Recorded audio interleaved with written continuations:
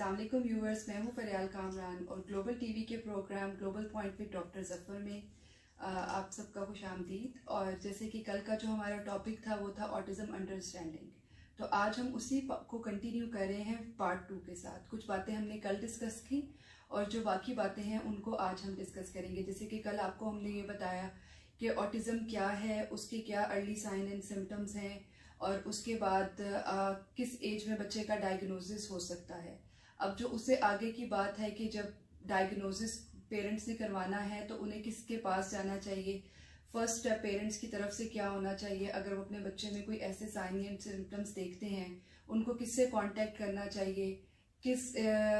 कौन से ऐसे इदारे हैं जहां उनको राब्ता करना चाहिए या कौन से ऐसे लोग हैं जो उनको हेल्प आउट कर सकते हैं और क्या क्या फर्दर स्टेप्स होंगे जो पेरेंट्स ने लेने हैं। तो आज इन सब बातों को हम ब्रीफली डिस्कस करेंगे। तो आइए बात का आगाज करते हैं डॉक्टर सफा के साथ।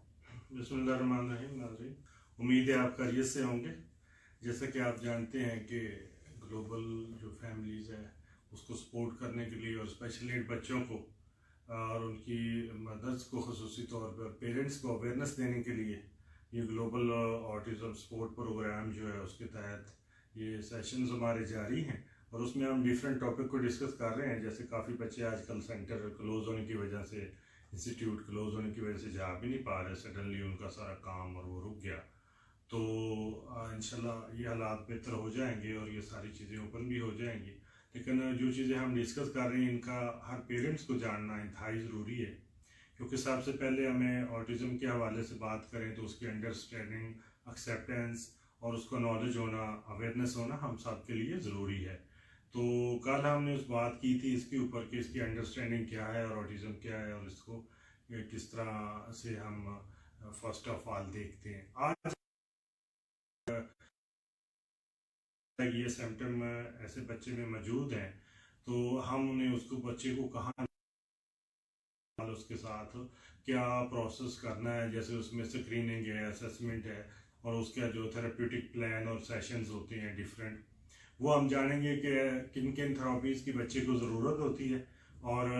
जब डायग्नोज हो जाता है यानी असेसमेंट होती है सबसे पहले, और असेसमेंट के बाद फर्दर उसके साथ किन किन थेरापिस्ट को या किन किन लोगों को काम करना होता है उसको हम डिटेल में जानेंगे। तो आइए हम बात करते हैं कि फ़र्स्ट ऑफ ऑल एक सेंटर में जब एक बच्चा आता है तो हमें क्या प्रोसेस अडॉप्ट करना पड़ता है। तो मिस फरियाल से हम बात करते हैं। मिस बताइए कि जब एक फैमिली को पता चल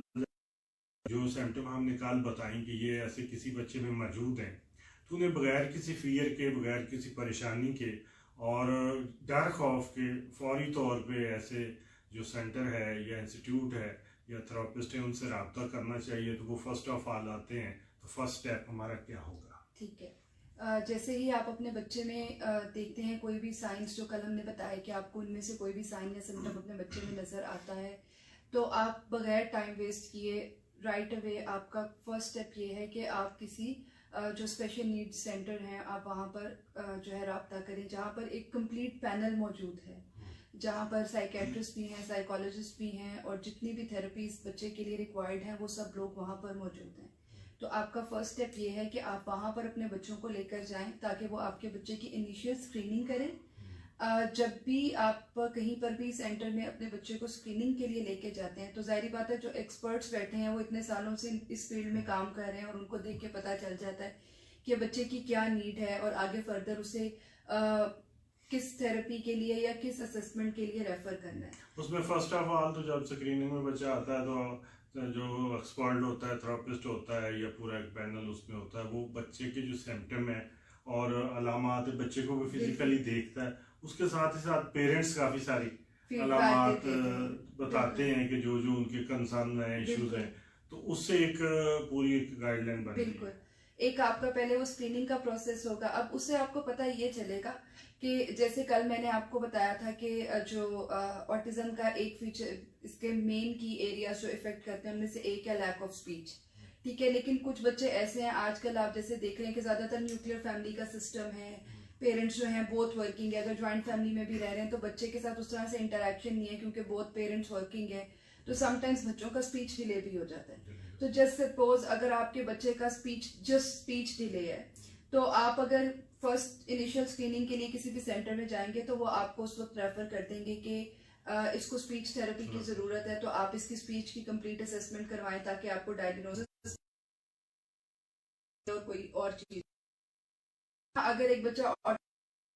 उसको आप जब वो आप उसकी इनिशियल स्क्रीनिंग ही करेंगे तो आपको बहुत कुछ नजर आ जाएगा, तो आप उसके लिए कम्प्रीहेंसिव असेसमेंट जो है वो रेफर कर देंगे कि आप इस तरह से इसकी कम्प्रीहेंसिव असेसमेंट करवाएं ताकि जो पूरा एक पैनल एक्सपर्ट्स का है वो सब इसको इसको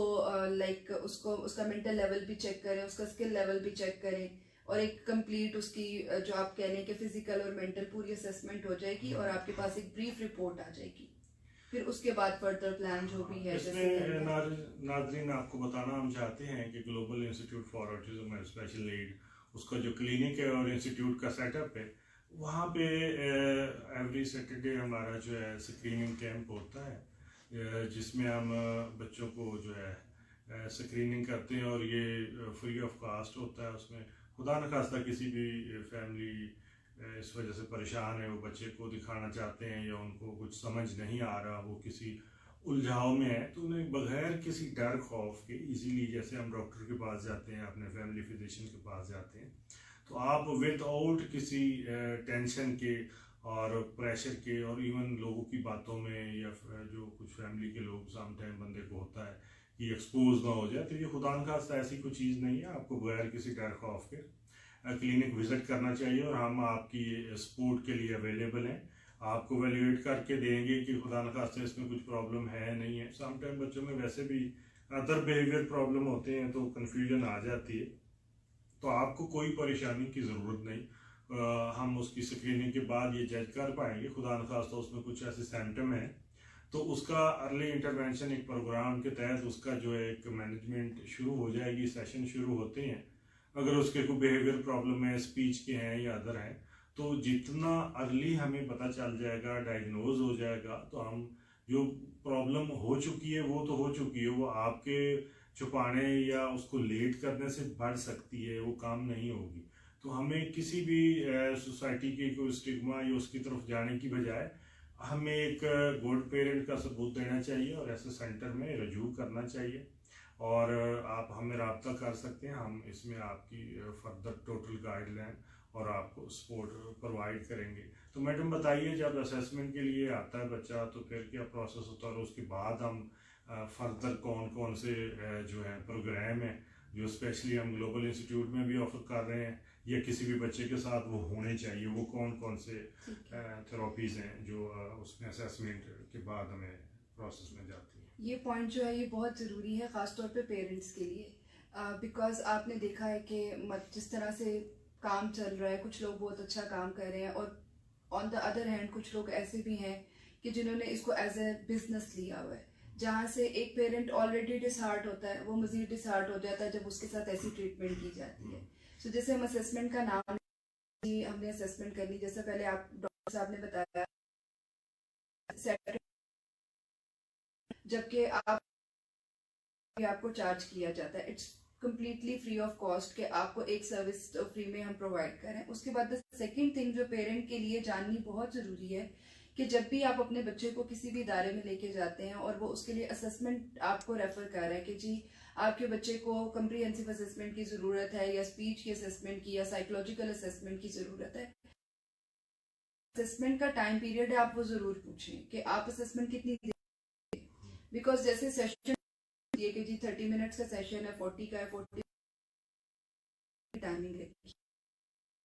दिन में बच्चे को असेस नहीं कर सकते, क्योंकि ये इस चीज से तो सब लोग ही अवेयर हैं कि आपका एक अगर स्पेशल नीड बच्चा है या अगर एक ऑटिस्टिक बच्चा है तो उसकी किसी भी नए बंदे से एक ही दिन में बाउंडिंग नहीं हो जाती कर सकते कि आपके अच्छा आप आज स्क्रीनिंग के लिए आए तो असेसमेंट कर लेते हैं, ठीक है। ऐसा है कि आपने होगा विद फ्रेश माइंड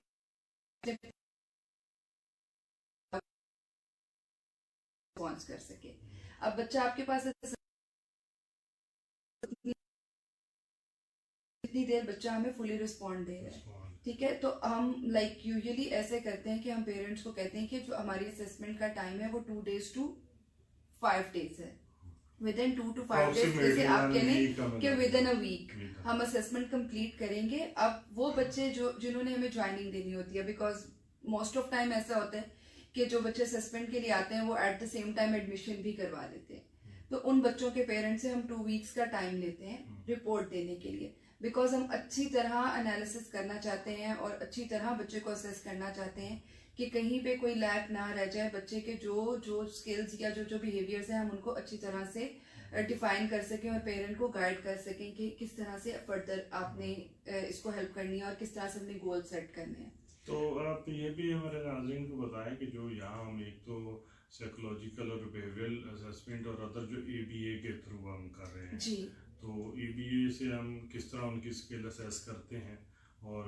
ये प्रोसेस कैसे उनकी गोल जो डिफाइन होते हैं, तो ये किस तरह हेल्पफुल होता है जो हम पेरेंट्स को भी फिर पूरा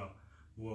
उसका प्लान देते हैं और यहाँ भी इम्प्लीमेंटेशन होता है, इसके बारे में थोड़ा डीपली बताइए हमारे। ठीक है। हम यहाँ पर जो प्रोटोकॉल एबल्स के लिए ABA के लिए यूज कर रहे हैं उसका नाम है एबल्स R।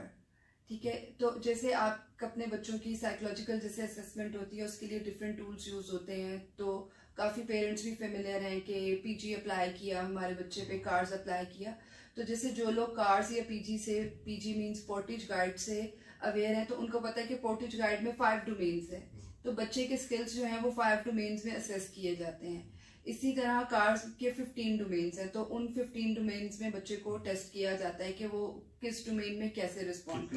रहा है और उसकी क्या है। हाँ जी, अब और लाइक उसके अंदर स्किल्स नहीं है, जस्ट जैसे जो 15 डोमेन्स हैं तो उसके अंदर बस जस्ट क्वेश्चन आंसर्स हैं। अब जब हम एबल्स आर अप्लाई करते हैं जो कि एक स्किल असेसमेंट है, तो इसकी टोटल 25 डोमेन्स हैं, A to Z 25 डोमेन्स हैं और ईच डोमेन की आगे अपनी सब डोमेन्स हैं। सो लाइक अगर आप ऑल ओवर सब 25 डोमेन्स के जितने भी स्किल्स हैं उनको आप टुगेदर उनको कैलकुलेट करें तो कुल मिला के 554 स्किल्स बनते हैं। 554। हाँ जी, तो अब हमने 554 स्किल्स पे बच्चे को टेस्ट करना है, उसको असेस करना है। और अब ये जो 25 डोमेन्स हैं ये बच्चे की ओवरऑल डेली लिविंग स्किल और ऑल नीड्स को पूरा करती है। सो लाइक A डोमेन अगर हमारी कॉपरेशन एंड रीइंफोर्समेंट है तो B हमारी जो है वो है विजुअल जो आपकी परफॉर्मेंस है, C रिसेप्टिव लैंग्वेज है, D इमिटेशन है, E वोकल इमिटेशन है। इस तरह से A to Z आप पूरी हर डोमेन जो है, अब जो उसकी सब डोमेन्स है, सो सपोज इन फ्रंट बच्चा आपको कैसा रिस्पॉन्स दे रहा है, लेफ्ट कैसा रिस्पॉन्स दे रहा है, राइट कैसा रिस्पॉन्स दे रहा है, एक पॉइंट पे हम ये बहुत डिटेल्ड और ब्रीफ असेसमेंट है। सो लाइक हमें 2 days to 1 week लगता है इसको कंप्लीट करने में। बाद जैसे होगी तो it depends 45 minutes to 2 hours कि each day 45 minutes to 2 minimum 45 minutes के लिए हम बच्चे को असेस करते हैं और maximum 2 hour, not more than 2 hour इन 1 day and then we call him the next day again. तो इस तरह से बच्चे की पहले एक पूरी कुछ मोस्ट ऑफ द टाइम बच्चों के कोई भी स्किल डेवलप नहीं हुए होते तो आप 2 दिन में भी असेस कर लेते, पेयरिंग वगैरह करते हैं। जब सेकंड डे आप देखते हैं वो रिस्पॉन्स नहीं करते तो लाइक 2 days में उनकी कंप्लीट हो जाती है असेसमेंट। उसके बाद आप जब आपने असेसमेंट कंप्लीट कर ली उसके बाद एक बच्चे की ब्रीफ असेसमेंट रिपोर्ट प्रिपेयर होती है जिसके अंदर लिखा जाता है कि किस डोमेन में ये कहाँ पर लैक कर रहा है, और फिर साथ साथ ही उसका फ्यूचर प्लान दिया जाता है कि इस डोमेन में ये गोल्स इसने किए, ये नहीं कर पाया और अब फ्यूचर गोल्स इसके ये हैं। तो वो साथ ही हम पेरेंट्स को गोल्स भी दे देते हैं और रिपोर्ट भी दे देते हैं, डिफाइन कर देते हैं। अब जो बच्चे हमारे पास आते हैं फिर हम उनके पेरेंट्स को पूरा प्लान देते हैं कि आपने किस तरह से बच्चों पर एट होम काम करना है, कितनी देर आपने इनको लेकर बैठना है और किस किस तरह से आपने क्या चीज़ इन पे इम्प्लीमेंट करनी है। जो टीचिंग स्ट्रेटजीज हम इधर यूज कर रहे होते हैं वही हम पेरेंट्स को गाइड करते हैं कि इसी तरह से आपने भी घर में बच्चों के साथ काम ये बताइए हमारे व्यूअर्स को कि जो असेसमेंट के बाद कौन कौन सी डोमेन है और कौन कौन सी थेरेपीज हैं इंडिविजुअली, वो किस किस प्रोसेस से बच्चे को डेली उसके कितने सेशंस होते हैं और उसको किस तरह से मैनेज किया जाए। ठीक है, अभी जैसे मोस्ट ऑफ द टाइम जो बच्चे हमारे पास आते हैं जैसे आजकल काफ़ी बिगनर्स आ रहे हैं कि वो जैसे फर्स्ट टाइम थेरेपी के लिए आ रहे हैं या अगर पहले कहीं पे गए भी हैं थेरेपी के लिए, तो जो जैसे मैं आपको एज वाइज अगर स्प्लिट कर दूं तो शायद पेरेंट्स के लिए अंडरस्टैंड करना ज़्यादा इजी हो जाएगा। सो लाइक आप देखें कि 2 to 5 के बिटवीन एज रेंज में जो आपके पास बच्चे आ रहे हैं, 2 years to 5 years, ठीक है, ये मेजॉरिटी वो बच्चे हैं कि जिनका अभी तक ना डायग्नोसिस हुआ हुआ है, ना वो कभी कहीं थेरेपीज के लिए गए हैं, बिकॉज पेरेंट्स को सिर्फ ये नजर आ रहा था कि बच्चा बोल नहीं रहा, तो वो यही लगता था कि स्पीच डिले है, 5 साल का भी होके बच्चा बोल जाएगा, या कुछ बच्चे लेट भी बोलते हैं, और जब वो 5 years का हो गया और फिर भी नहीं बोला तो रेड फ्लैग आया और उन्होंने कंसल्ट किया। अब ये वो वाले बच्चों का ये वो बच्चे हैं कि जिनके कोई भी स्किल्स, इवन इन बच्चों में मोस्ट ऑफ द टाइम ऐसे बच्चे आते हैं कि उनके प्री रेक्विजिट्स भी नहीं होते, ठीक है, तो उनके लिए उसी तरह का प्रोग्राम, इंडिविजुअलाइज प्रोग्राम बनता है एज पर देयर नीड, ठीक है। अब इसके अंदर आपने एज पे नहीं जाना कि आप कहेंगे जी आप तो 2 साल के बच्चे को भी वही करा रहे हैं और 5 साल के बच्चे को भी वही करा रहे हैं, डिपेंड करता है उसका लेवल क्या है। मे बी कि एक 3 साल के बच्चे का प्रोग्राम एक 5 साल के बच्चे के प्रोग्राम से हाई हो, और ऐसे बच्चे हमारे पास हैं भी कि मतलब 3 साल का एक बच्चा अगर उसकी therapy at the age of 2.5 start हो गई है, तो बाय द एज ऑफ 3.5 उसने वो सब चीजें मास्टर्ड कर ली हुई हैं, जो कि एक 5 year old बच्चा आया और उसके ना कोई प्री रेक्विजिट्स है ना कुछ, और वो बेसिक पे है, और जो 3.5 का बच्चा वो एडवांस लेवल पे है। तो जो भी आपने बच्चे का प्रोग्राम बनना है वो एज पर हिज नीड्स, और उस स्टैंडर्डाइज एज अप्रोप्रिएट नहीं है कि 5 से 7 साल को ये, 2 से 3 साल को ये, बच्चे के स्किल के हिसाब से उसका प्रोग्राम बनेगा, और उसी तरह से उसकी 1-on-1 बेसिस पे जो है वो इम्प्लीमेंटेशन होगी। जैसे एबीए के लिहाज से आपके एबीए का 1-to-1 सेशन होगा बच्चे का, जो हमने एबर्स-आर के थ्रू असेसमेंट की, वो जो भी गोल्स हमने उसके लिए डिफाइन किए, अब उनकी इम्प्लीमेंटेशन होगी। इसी तरह ओटी का होगा और पीटी का होगा और स्पीच का होगा। ज्यादातर बच्चों को डेली बेसिस पर मिनिमम 3 hours की जरूरत होती है, मिनिमम है कि 3 hours के मिनिमम 3 hours है कि एटलीस्ट मिनिमम आप बच्चे को 3 hours एक स्ट्रक्चर्ड इन्वायरमेंट में रखें। बिल्कुल, क्योंकि अक्सर कुछ लोगों को आता है कि हम ट्वाइस अ वीक आ जाएं तो कैसा है, या वीकेंड पे आ जाएं, तो वो आपके बच्चे को हेल्प आउट नहीं करेगा। लेटर ऑन जाके जैसे आप जिन बच्चों की रेगुलर बेसिस पे थेरेपीज हो रही होती हैं और वो रिकवर कर रहे होते हैं, मैनेजेबल हो रहे होते हैं, तो आहिस्ता आहिस्ता ग्रेजुअली हम उनकी टाइम ड्यूरेशन कम करते हैं। अब ये तो नहीं हमने, अगर एक बच्चा हमारे पास 5 घंटे आ रहा है तो हमने उसको सारी जिंदगी 5 घंटे ही रखना है। अब वो 5 घंटे आ रहा है, उसका स्कूल रेडीनेस का प्रोग्राम हो गया, उसको स्कूल जाना शुरू कर दिया, तो ऑटोमेटिकली उसके 2.5 hours कट हो जाएंगे, क्योंकि स्कूल के साथ साथ उसको यहाँ आने की भी जरूरत है, क्योंकि कुछ उसके बिहेवियर इश्यूज ऐसे होंगे कि मैनेजमेंट की थ्रू आउट जरूरत रहेगी। उसके बाद फिर ऐसा होता है कि लेटर ऑन जैसे स्कूल में बच्चा बिल्कुल एडजस्ट हो गया, लेकिन अभी भी कहीं पे कभी कोई बिहेवियर इश्यूज आ जाते हैं, या कोई